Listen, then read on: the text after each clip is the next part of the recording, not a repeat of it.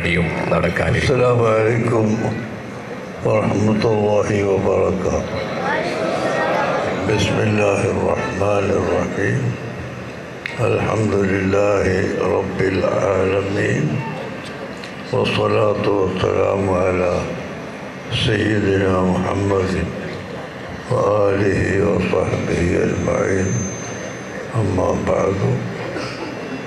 فأعوذ بالله من الشيطان الرجيم. وما أرسلناك إلا رحمة للعالمين. صدق الله العظيم.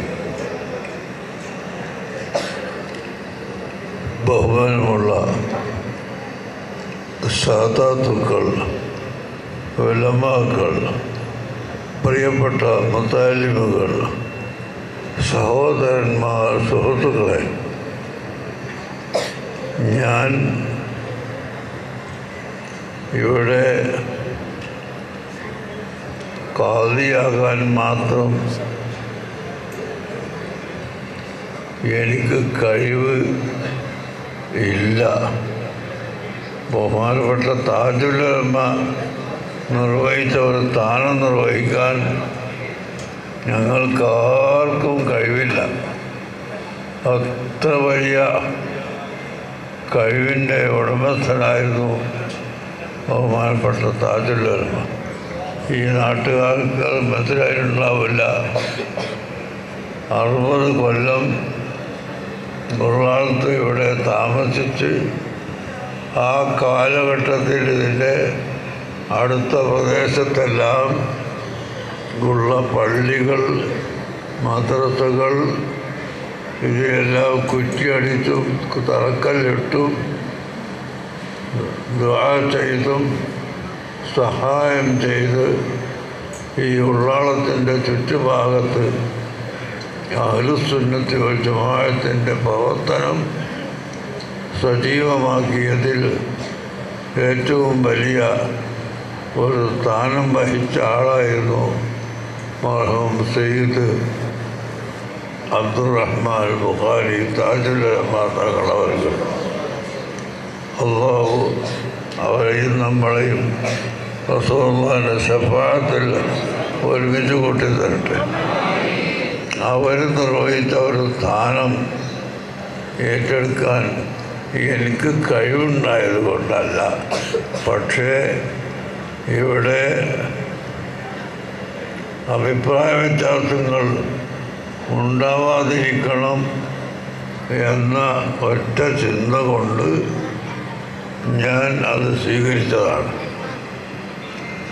ഇന്ന് തന്നെ ഇപ്പോൾ ഇവിടെ എത്താൻ ഞാൻ മലേഷ്യയിൽ നടന്ന ഒരു വലിയ സമ്മേളനം കഴിഞ്ഞ് ചെന്നൈയിൽ വന്ന് അവിടുന്ന് പിന്നെ മംഗലാപുരത്തേക്ക് പ്ലെയിൻ കയറി അങ്ങനെയൊക്കെ കൂടി ഇവിടെ എത്തിയതാണ്.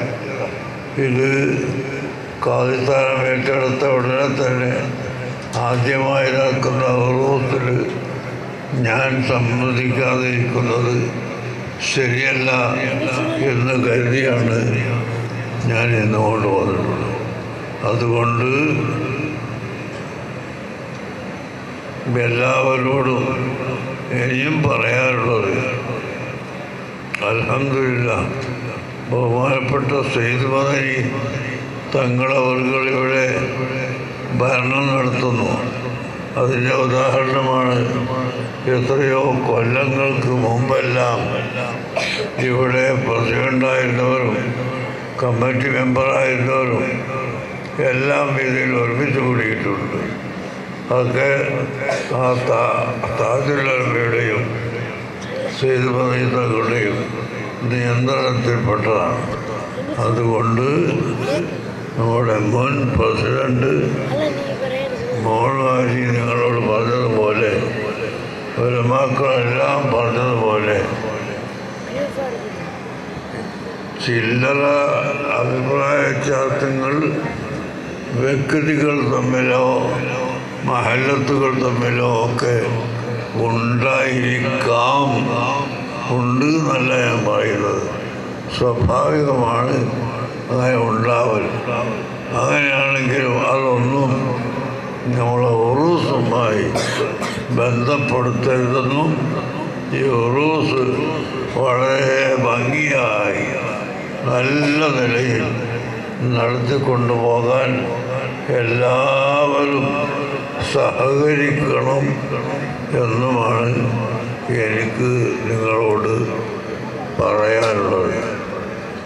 ഈ കാലഘട്ടം നിങ്ങൾക്കറിയാം, പള്ളികളിലെ ബാങ്ക് കൊടുക്കാൻ പാടില്ലെന്ന് വരെ പറയുന്ന കാലഘട്ടത്തിലാണ് നാം ജീവിക്കുന്നത്. അതുകൊണ്ട് ഈ ഉറൂസ് ഒരു മതമൈത്രിയുടെ അടയാളമാണ്. ഈ ഉറൂസിലൂടെ മുസ്ലിമുകൾ മാത്രമേ വരാൻ പാടുള്ളൂ എന്ന് ആരും പറയുകയില്ല. മറിച്ച് ഇവിടെ മുസ്ലിമുകളും ഹിന്ദുക്കളും ഗൗഡരും അതുപോലെ ജൈനനും എല്ലാ മതക്കാരും മതമില്ലാത്തവരും രാഷ്ട്രീയമായ ഭിന്നഭിപ്രായമുള്ളവരും എല്ലാം ഒരുമിച്ച് കൂടുന്ന ഒരു സംഭവമാണ് ഇവിടുത്തെ ഉറൂസ്.